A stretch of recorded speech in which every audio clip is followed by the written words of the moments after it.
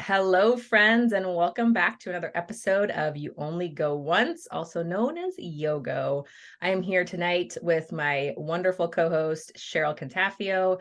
I'm Eileen Grimes, and we are going to kick this off with Cheryl introducing our guests for tonight. And we're here today not with one, but with two guests. And I'm really excited and also biased because they're my cousins. We have Jim Genzano, and Jim has been writing books since he was a kid, side by side with his identical twin, Steve. No, they never switch places to prank people.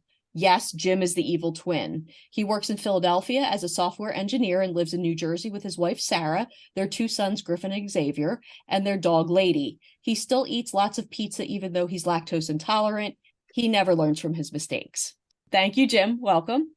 And Stephen is a wonderful artist who has joined his brother in his writing adventures by creating wonderful world building graphics. Stephen is also a huge Genesis fan, and both of them really, really enjoy Star Wars. That love is across the family. So Stephen is married to a wonderful woman, Evelyn, and their two kids, Kara and Owen. Welcome, Stephen. Hello, thanks for having me. All right. So I did mention the book. So Jim has started to build a whole world around books, and it's called A Stranger World Adventure. And I will say I'm a big fan. I'm Team Gertie. I'm always going to be Team Gertie. So super excited. Jim, would you mind telling us about how you got started? Like, what was it that kind of compelled you into the world of writing? Yeah, sure. Wow. Let me think about it. I don't know. I feel like you said in the intro there, I feel like I've been writing since I was very small, since I can really remember. Like I remember Steve and I sitting at the kitchen table with the leftover printer paper. This was God, the I old remember that. dot matrix printer paper with the little dots, the holes down the sides that you could tear off. Yeah. And we'd like draw and write these crazy books. I remember I wrote a book, one of my first books, I think, was a science fiction detective book. Ooh, nice. I think it was called Space Case. And there were two brothers, and I think one of them, like in the first book, gets his arm ripped off, so I could then in the second book give him a bionic arm. Yes, perfect. Okay, well, yeah, and then things moved on from there. But yeah, I mean, one of the first books that I remember really, really getting into and really loving was The Hobbit, Tolkien's The Hobbit, and that's always really inspired me, and I guess that pretty much answers it. Yeah, that's great. And Steve, for you, did you always draw when you were little? Because I don't, here's what I like when we grew up. I remember you guys had the pool. We used to play that. You guys had that computer game. It was like Larry the Lounge Lizard or something. I forget what do you remember that? It was that's really an adult game. It was an adult game, but our parents had that. Yes, I don't think I ever played it. Oh, you didn't? Oh, I must have been in trouble then. I must have gotten into that then. Yeah. That was down in the basement. We weren't allowed to play Larry. Okay. That's what I remember though. I remember that, and I remember different things. Like all of us, we were we still are, we're big Star Wars fans. But Stephen, how did you start getting into drawing? Like, was this something that you always did as a kid, or was it something that just evolved? Something I did as a kid. Actually, it's funny. I was looking for something the other day, digging through all this old stuff in the basement, and I found these little books. I was telling my mom, and she was like, "I don't remember that." She didn't remember it at all, but she drew these little comics about. It was just like a doodle thing to try and get us to start doodling, I guess. Okay. Just like stapled together paper, and she created this character called Super Carrot. Oh, which is pretty much you can figure out what it is from the name. But and I think her doing that, and then us just sitting around drawing.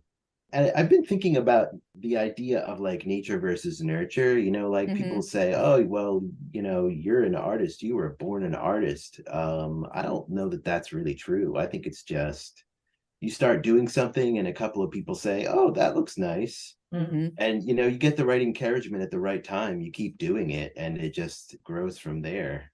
I think. Yeah, and they talk about the, the 10,000 hours, 10,000 hours. 10,000, yeah. Yeah, but yeah, it takes the time, right? We had a conversation a little while ago with my tattoo artist, and she was saying, she's like, I hated doing like portraiture or like, some of the like real life kind of stuff. And she's like, I was bad at it, but I just kept going. I just kept learning as much as I could and practicing as much as I could. And so, so there's definitely that plays a part in it, and it also, it's, this is what we talk about on the podcast too. It's kind of like, well, does that, if just because you have the ability to do anything, is that what sort of inspires you? So obviously there had to be something that you enjoyed about it also, that whether it was validation that came through at some points at the right time, or just the act itself to be able to continue and allow yourself to keep going in either drawing or in writing, right? So, having that is incredibly important, and obviously doing it from a young age give you some more of those hours. Yeah, and I think it's being able to get, as you said, validation from other people, but I think there's definitely something in just the act of having created something, Sure. You can absolutely, you're done and you say, I made this, it's here. And that's a big deal, no matter what it is that you create, if it's a drawing on a piece of paper or a book or a piece of music. I have to be working on something creative, or if I go too long without working on anything creative, I just get really, really down. It's really there's got to be something to work on and to build. It's not surprising to hear me say that I feel exactly the same way. Yes. Yes, I agree. Yeah, you have to be doing something creative, or it's like, well, what am I doing with myself? Yeah. Is there so Steve, is there any one particular piece of artwork or something that you've done that you're most proud of? Artwork. Well, the only thing or anything that you've created, Yeah. Besides your kids. I don't know. Right. Yes, we're very proud of them. Yeah. Got it. Check. Well, there was one thing that took me a really long time to do that was involved drawing. It's a dumb thing, but I made this children's book that was based off of He-Man, the old cartoon from the 80s. Oh. I had the idea because this was when our kids were younger, and we read them this book that had nothing to do with He-Man. It was called The Animals of Farmer Brown by Richard Scarry.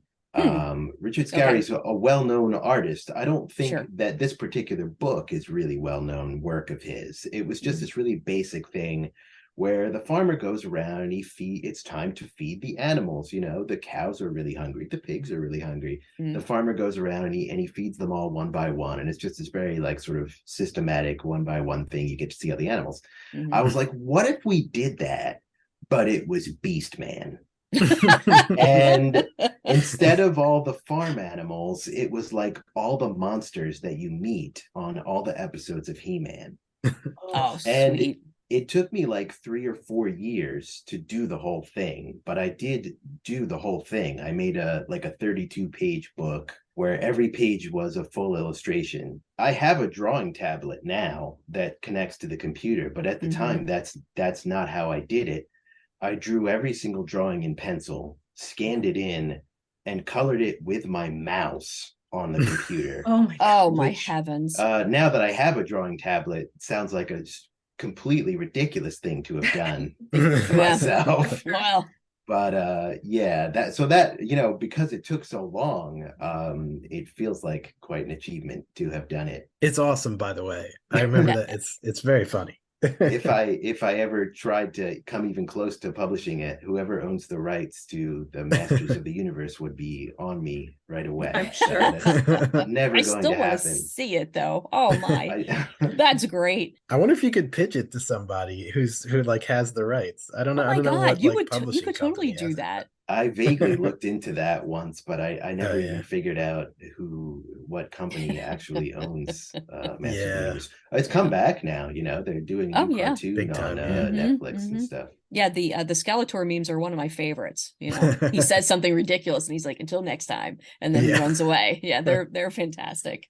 What? Yeah, it's a Skeletor. So I'm curious. I was reading about, well, both of you. Creepy, I know. It's research. That's cool. There you go. Thank you. So I mean, Steve, you were just saying, and then Jim, I was reading about how you have written other things, but not necessarily published other things. What gets you to the point of wanting to, or feeling like something is something you want to share with the world versus something you've created, sort of, whether it's for yourself or for practice or whatever that looks like? But what is that? What sort of is the driver then to publish something? Because so I have a book out there that's published, and holy moly, it is a long process. It is a lot of Mhm. work. It is running a business, right? It's not Mhm. just I wrote a book and here it is. Yeah. There's so much that goes into it. There is. Yeah. I'm curious just to kind of hear what that looks like for you. Well, for me, I mean, if I'm writing something, that's always the ultimate goal, is to get it out there, to show it to people, because if I feel like that's like 50% of writing something is you actually writing it, and the other 50% is someone reading it. That's Yeah. it's the meeting of the two of you in the middle that's so powerful, and that's so exciting to think about someone reading something I wrote and just being really affected by it. That's absolutely what I'm doing it for.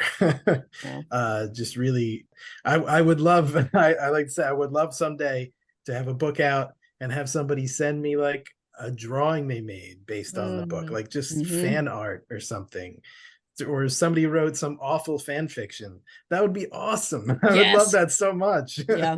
Yeah, it's all about that. It's all about getting the story out there. And the particular book that or books that Cheryl mentioned, those came out of basically, actually, my wife was pregnant with our first child, and November was coming around. And November, I don't know if you've heard about this, but there's something called, I don't know how to pronounce it. NaNoWriMo. I always said NaNoWriMo, but I guess I it's always really said NaNoWriMo. Yeah, I don't know. NaNoWriMo. I think Yeah, it's National yeah. Novel Writing Month. There's an organization where basically there's a challenge where you write an entire novel during the month of November. You don't get to start beforehand. You can have like some basic notes, but you start on November 1st, and you've got to have, like, I think it's 50,000 words or Yep. 30,000. In I 30, forget. Is it's it 50,000 words in 30 50,000 days. words? Oh Yeah. wow. Yeah. Okay. And I was like, you know what? There's not going to be a good time. There's certainly not going to be a better time anytime soon to write a novel. So I was like, I'm going to do this. Is that okay if I do this? And Sarah was like, yes, you go ahead. Let's give it a shot. So I did it. I wrote the 50,000 words. I think it was a little bit more in November, but it wasn't a completed book. I actually got through to, I was probably like partway through what is now the beginning of book 5 of Oh, the wow. Stranger World series. Oh wow. Okay. Okay. And I originally conceived it as one big novel. Mm-hmm. And I did finally finish it like years later as one huge novel. And I started like queering it as one huge novel. And I, like you said, there's a lot to know about the publishing world, and I didn't know any of it. Sure. Yeah. I didn't. I thought what I'd written was a YA novel, and then I realized, after doing a little bit more research, that it absolutely wasn't. It was a middle grade novel.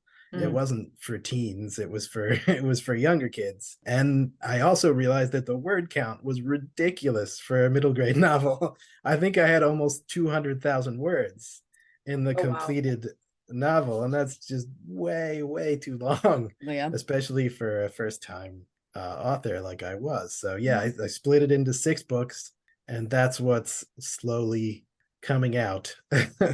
I've been great. slowly publishing them since then. And you have definitely learned a lot along the way too, just seeing like the evolution. Like, first of all, just in the process that I'm going through, learning about the art alone the illustration, the covers and stuff like that. I'm so lost.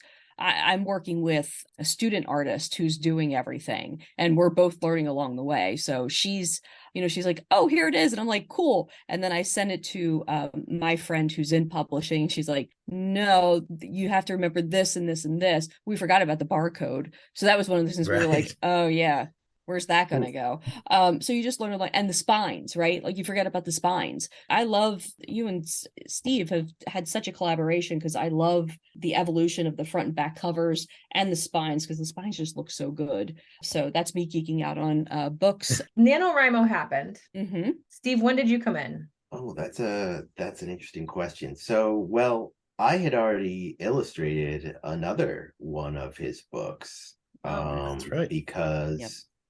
he wrote a children's book, or really, I think it was really a poem that just became a children's book, of Ballyhoo and Mom's Other Tigers. Mm-hmm. Yep.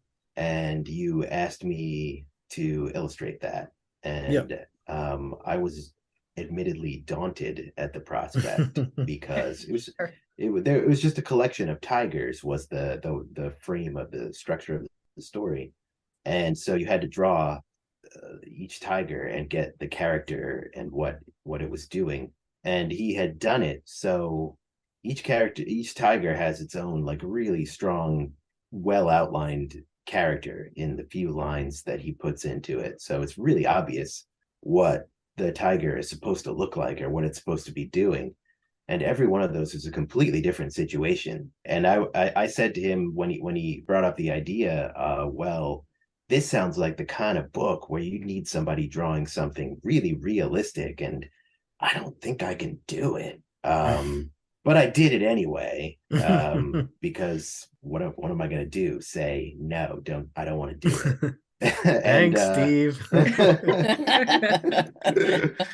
But I think it came out okay. And yeah, but probably just because we had already done that, it made sense. And I don't think you talked to me about it until you made that decision to break them up into the 6 pieces. And that was after a long time of trying to shop the one all-in-one volume, right? It's true. I did try for quite a while to get that published in the traditional way, where I was sending out query letters to agents and all that stuff. And I did I think twice get the full manuscript request, which is like the step right before the agent says, okay, I'm going to take your book and we're going to go shop it to publishers or whatever. Yep. But never actually got all the way.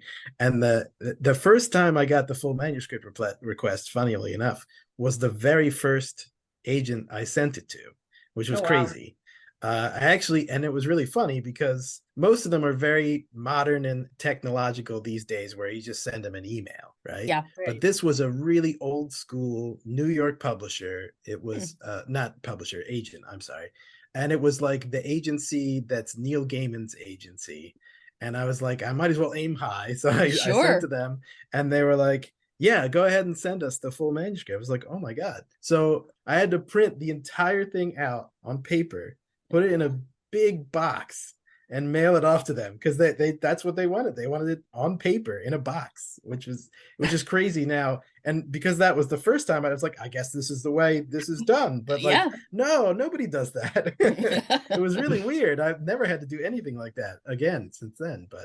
But yeah, anyway, they just never got back to me after I sent them the full manuscript, which was like super depressing.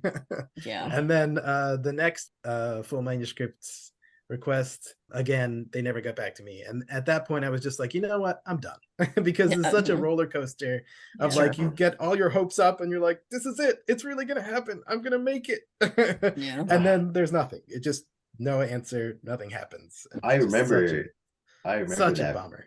That first one though, by the way, and I thought, this guy, because I remember too that when you got out of college, like the first resume that you sent out was the job that you still have. Well, I don't, not anymore, but I mean, almost 20 years. That's true, not anymore. But you did you moved over to, but yeah, for like, that was like your main career. And then for you to send out the manuscript to the first one, I was like, he's gonna do it again. I can't believe it. But no. But We'll yeah, see. once I decided that it's not going to happen the traditional way. I was like, you know what, I just want the book. I want the book to be out as a book. Sure. I'm just going to do it myself. And it was kind of like, I didn't do a lot of planning around it, which is not very good. I was just like, let's do it. And then Steve sent me the cover, and like I slapped it on. I said publish, and then of course I get the published copy, and I'm like, okay, nothing is in italics that I wanted to be in italics. It all disappeared. Well. There's like all these things that were wrong. So I've gotten better at that part. Yeah. But yeah. I mean, it's impressive though, too, and I guess it's what's encouraging now about the publishing industry is that there are options, right? Just because you get a no in one place doesn't mean you can't try something else. And once you've learned some of the rules and things, and you have to have certain followers and all the stuff, or be celebrity basically for a lot of those, the traditional publishing, right? But to know that, even though that's a no, it doesn't mean no entirely. You can still find another route to get your story, your words out there. Yeah, absolutely. Yeah. And they're like smaller publishers that you can contact directly instead of getting an agent. And yeah, there's lots of different ways to get your stuff out there. Yeah. So I'm going to switch gears a little bit. Now, when we were kind of talking a little bit and just initially talking through, I always find it interesting, especially with the two of you, being twins, a lot of times you're on the same wavelength. So one of the first questions that the both of you selected to kind of talk about was, was there a moment or event that radically changed how you saw the world? And you literally both, I don't know if you planned it. I don't know if you did that, or if you just like, no, look at them. No, they're just, they just kind of did it. So Steve, would love to hear from you if there was a moment or event that you kind of went, oh, this is going to change my world. Well, the one that I came up with for this one is when I was in college, there's a class that everybody has to take. I went to the College of New Jersey, TCNJ. They have their required. It's called Society, Ethics, and Technology. I don't know if they still do it there at TCNJ, but I hated it. It was so, I don't remember what I hated about it anymore, but it just didn't like the way it was taught. It was really boring. And I'm a nerd, right? I actually went back to take some extra county college classes in my adult life and loved it. I was just so glad to be back in that structured classroom atmosphere with people telling me that I got an A. But I hated this class, and I hated the textbook as a symbol of the class so much that when the class was over, I literally shredded it with my hands into pieces and made it into this little nest for a stuffed animal that I had. But in that book, there was an essay, and it was about how awful the beef industry is. It was one of those just basic persuasive essays trying to convince you that what he was saying, it's really bad. The way cattle are treated, the way beef is processed, everything about it is really terrible. And I was like, you know what? I don't have to eat hamburgers anymore. And I haven't eaten a hamburger since then. Wow. I do still eat beef sometimes, like ground beef in things, or like every once in a while I'll eat an all beef hot dog. But I haven't eaten a hamburger, I hadn't eaten steak. So I guess that was a pretty strong shift in my life, even though it's not something I think about anymore, but it's something that I just eat a lot of chicken now. Chicken's really just as bad as beef, but Yeah, I love hamburgers, so I made sure not to read that essay. Did you go to the same school? We did, okay. Yeah. In fact, we roomed in the same room for most of our time there as well. Okay. Yep. Jim, how about you? Well, I think I got to be corny on this one and pick the birth of my first son, because that was such a, it's a, it's kind of a cliche, but but yeah, when I remember it was a long labor, and we were, I mean, obviously she was much more exhausted than I was, but I was also exhausted, and we were both like, hey, this is hard on me too, honey. yeah.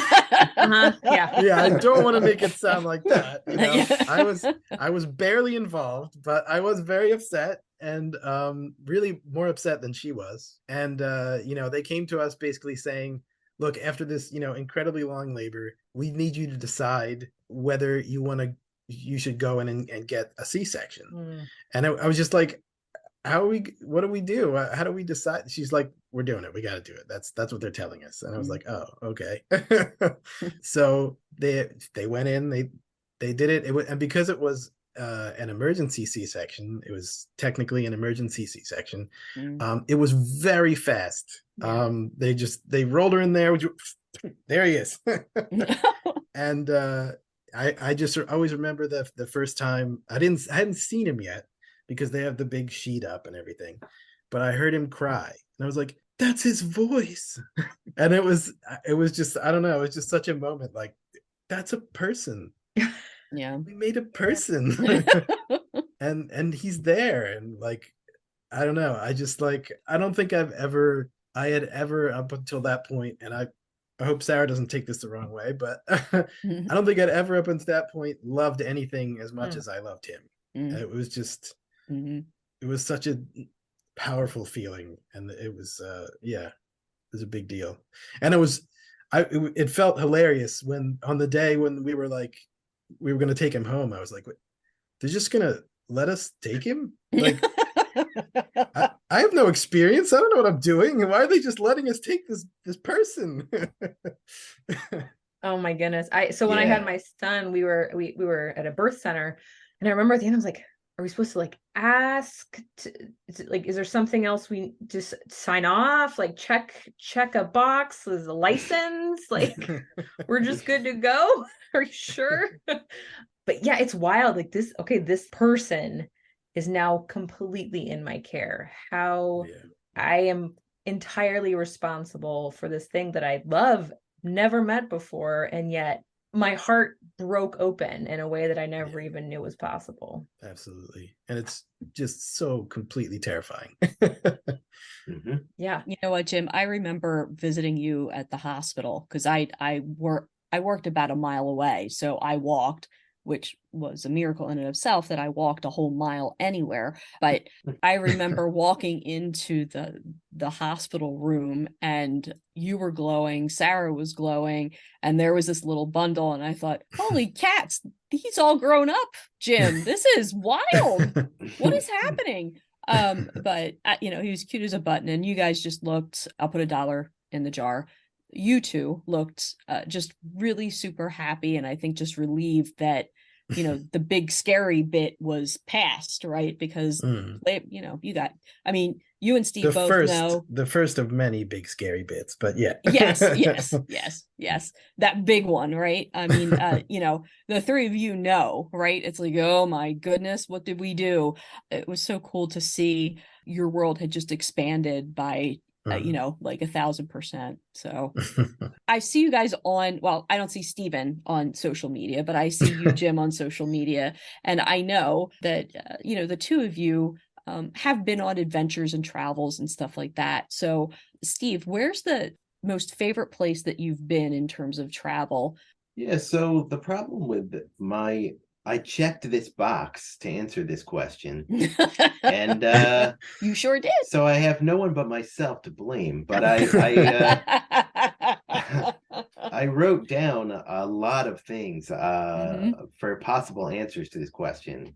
I mean, because there's the kind of trips that we made, that Jim and I made when we were, with my parents when we were kids, that are like those formative type of trips that just stick with you. So like we went out west to New Mexico because my mom's family was out there, and I have really strong memories of that. Like, for instance, we had this rental car that was I think it was like an SUV, and it had like a clock, which I remember being in the center of the vehicle, which doesn't make any sense now. I don't think they make cars like that, with No, a they clock did. in the middle. Did They they? did. Okay. Yeah, they had bit like ridiculous station wagons, and they thought it was like the precursor to like the, the ones that you see now, the computer screens, but it was just like a big clock, and that was supposed to be fancy. So yeah, no, you're remembering correctly. That totally happened. So the clock was broken, but it was broken in a way that I've never seen another clock broken. It was a digital clock, and the numbers just were going like 90 miles an hour all the time. It was just like boom, boom, boom, boom, boom, boom, boom, like all the numbers. So I was like, what if there were these two guys and they had a car and it traveled in time, And Oh, Steve. so like I just remember thinking of this story because of the car, but going out west and just seeing all the huge wide expanses, the big mountains, the rainstorm like 100 miles away that you can still see, like that's really strong memories for me. And then we went to Yellowstone when we were kids too, and that was a really great trip. I went to Italy when I was in high school. So I went to Italy. My wife's been to England a bunch of times. So we've both been to Europe. My wife's never been to Italy though. So we always said to ourselves, early on in our marriage, we said, when we get to the 10th anniversary, we'll celebrate it and we'll go to Italy. Well, we just hit our 20th and we still haven't gotten to Italy. So we're still working on that one. We have to actually update our passports. It's one of the things that we're working on to get there. But in more recent, I know I picked too many trips here, but we also went out, but my nuclear family and my wife's parents went out to see the Grand Canyon very recently, just pre-COVID, and we saw Pikes Peak, and that was one of those bucket list type trips because I'd never seen the Grand Canyon before. That's a really amazing thing. Wow. Yeah, I just went this past summer. I went in June to go see it for my first time, and I mean, I know the word awe, like it brings awe. The word awesome truly means something when you look and are just there in it. Just how I just felt so small in the most sort of magnificent way, right? Like seeing this thing that has been formed over so much time, and it was fantastic, and I wish I would have had a lot more time there. Yeah, it's one of those things that you feel like you have to keep taking pictures of, but it doesn't, like at a certain point, it's sort of like, what you're looking at your pictures afterwards, like, what, I took all these pictures of this canyon, but like being there, it really is amazing. Yeah. Where did you go in Italy? It was a package tour with my high school. So Jim was on that too. We did we went to Rome. We saw the Sistine Chapel. We did like the Florence countryside. We were in Florence. Venice. Venice was that was really cool. Got a very expensive hot chocolate that we didn't like. But we saw like a glass blowing demonstration in Venice. That was very cool. Oh, cool. Could you describe the Sistine Chapel for me? So I went to and it just so happened that when I was there, the Pope quit, right? This was the one where he had stepped back. Yeah, that happens all the time. Totally predictable. Yeah, and so they had it closed off because they were doing the conclave, or I can't remember what it's called. So we couldn't go in, obviously. We went into St. Peter's and all of that stuff, but that was the one thing. Now I'm like, well, I guess I have to go back because that's one thing I wanted to experience and be able to just see. So maybe if you describe it for me, it'll help. But to be honest, I don't even remember it. I feel like they rush you through it. You get a glance up there and then it's over, It's like a cattle chute. There's all these people and they put you through this chute and you just have to keep shuffling along and occasionally looking up. And it's funny. I took an aesthetics course in college, And that was one of the things that the teacher, like, he liked to tell the story that I think it was him and a friend went to the Sistine Chapel, and he's looking and he's just overwhelmed by this incredible beauty. And he gets outside and he turns to his friend, and his friend is like, too busy. That was it. Too busy. Great. Too busy. Oh my goodness.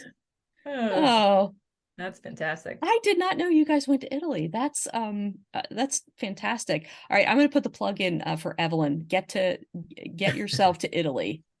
Yeah. Yep. Yeah. Maybe for your 25th. Maybe for your Get 25th. your butt to Mars. Oh my goodness. So yeah, so one of the things that we also talk about, with this whole thing is living life on purpose, right? And so that means having sort of our next things, and we call it the "This Is Happening" list of things that we're excited about or working on or working towards. What are you working on that is happening, whether it's this year, maybe it's in 5 years, maybe it's in 10 years, but what are some things that you're excited about and looking forward to push? Obviously, the book series is going to continue to come on out. What's the 10-year plan for that? Yeah, I'm working on the Stranger World series. It's funny. I'm in a position where it's all done. Sure. I wrote the book. I split it up. I edited them all, and then I'm just kind of trying to create this sort of artificial publishing schedule that's sort of vaguely similar to if they were being traditionally published.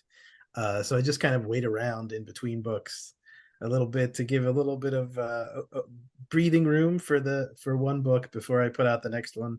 Really, I don't know. I guess I could just like speed through them, but that seems wrong. But anyway, yeah. So you also have to give me time to do the covers.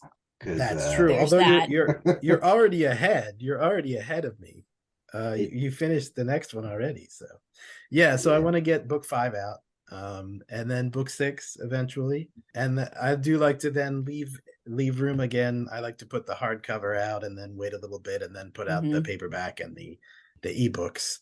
But yeah, right now in terms of creative stuff, what I'm working on is 2 adult novels.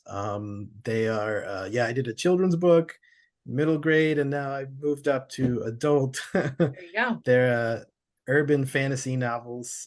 Then you can write an old person novel, because by the time you get there, my memoir, I guess, will be next. There you go. But fictional memoir. And I was really excited about it, these books, and I wrote the one. I got like a pretty good draft done. I showed it to people. I edited it.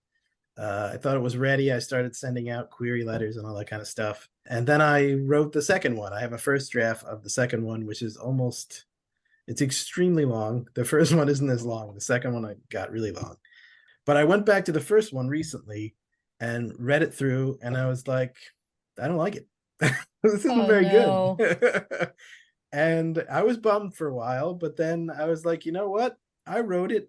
If I don't like it, I can fix it. So, yeah, right.